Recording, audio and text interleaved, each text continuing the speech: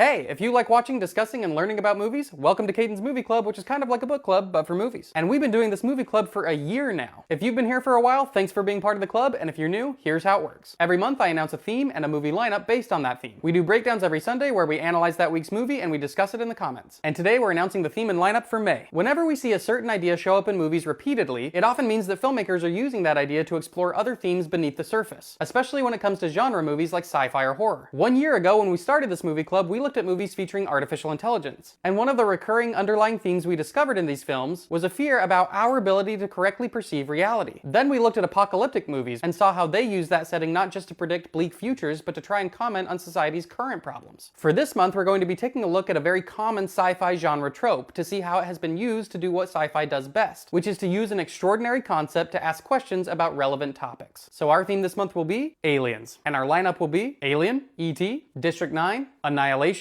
and Arrival. Filmmakers have been wondering what it would be like to encounter extraterrestrial life since A Trip to the Moon in 1902.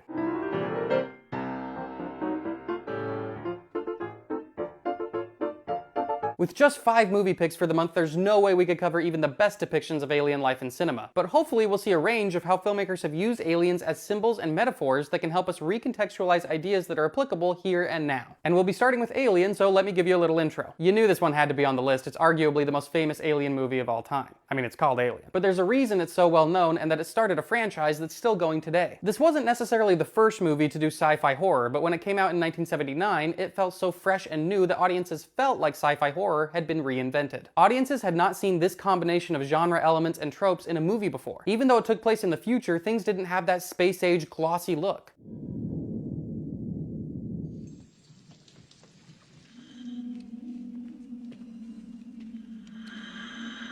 This was a blue-collar environment, and the characters were essentially space truckers.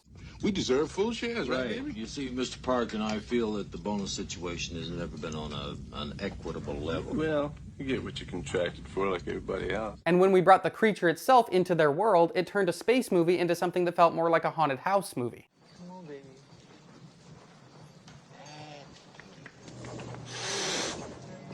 Hey, I you.